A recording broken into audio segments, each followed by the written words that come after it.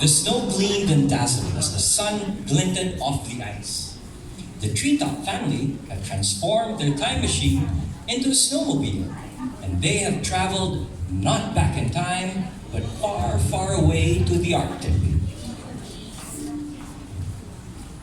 It was so cold, the wind nipped your nose like a bee sting, and the treetop family were looking for the largest land carnivore in the world, the magnificent polar bear. You want to see a polar bear, Bunny? Julep spotted a snowy owl. Asha spotted an Arctic fox. And Alfie spotted an orca.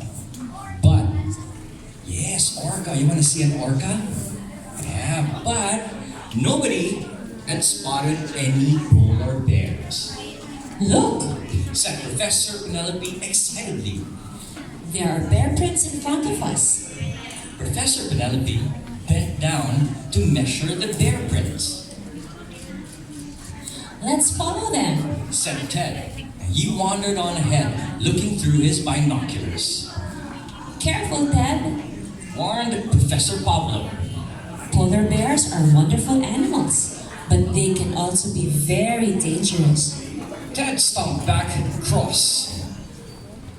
I can see there are no polar bears nearby. Polar bears have black skin and their fur is not white. Did you know that? I didn't know that. It is actually, can you take a wild guess? Black? It is actually transparent. Transparent. Ooh, said Asha. In this snowy landscape, it looks white because it reflects the sunlight. You might find it hard to spot a polar bear. But suddenly, Ted did spot something. Out on the ice was a mother polar bear and her two little cubs. The mother was very still, watching a hole in the ice, hoping to catch a seal.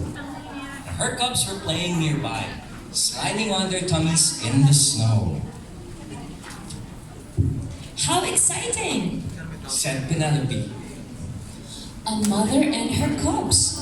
One of the cubs ran off across the ice. The mother called out to it, but the cub didn't listen. It ran, and then suddenly there was a loud crack, followed by an even louder splash.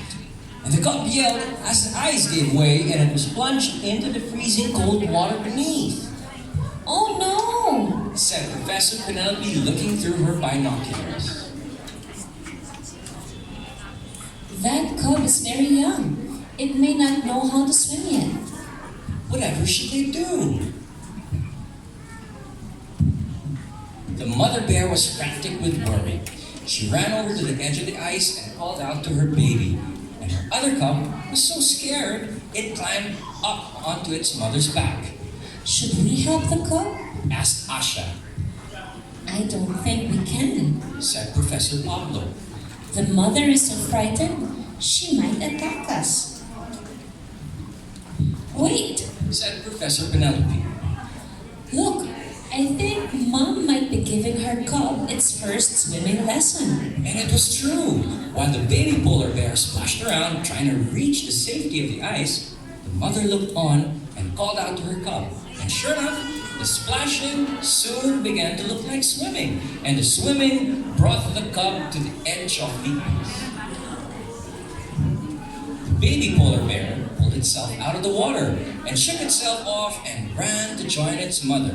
And they nuzzled each other lovingly, and then the cub and its mother and sibling all wandered off together across the ice.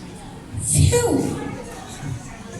Panted Professor Penelope as the treetop family watched the polar bears disappear. I'm glad none of you took a plunge into that icy water. Just watching the cub has made me feel cold. Let's go home. And they all went back to their cozy ice house for dinner. Nighttime in the Arctic, back at the house, the professors made notes about polar bear populations and habitats, while the treetop twins played at sledging down the ice hills until it was time to go to bed. Because human children are not so very different from bear cubs. And polar bears? And polar bear parents are just like our parents. said Ted as he got into bed. Sometimes they fuss at us, but it's only because they want us to be safe. Yes, and they want you to go to sleep too. Said Professor Penelope as she turned out the light. I bet those tired baby polar bears are fast asleep already. And that's the end of our story. The Twins Follow a Polar Bear by Priscilla Powell. Yay! Let's give them a round of applause. Come on, everyone. Very good. And suddenly it felt... Lalo na yung mga polar bears. And we talked about polar bears and all the kids were all listening. Yeah? Okay. What do we say ngayon to Tita Judy Anne and Tito Ryan? What do we say? Thank you! No, hindi pa masyadong malakas. One more time! One more time! There you go! What will you say, man? Ano say nila? Naku, niya po si Luna. Okay. Thank you so much. Thank you. Thank you. But before we end, I think Ronald has a few words to give Yes. out to everyone. All right. Okay, so what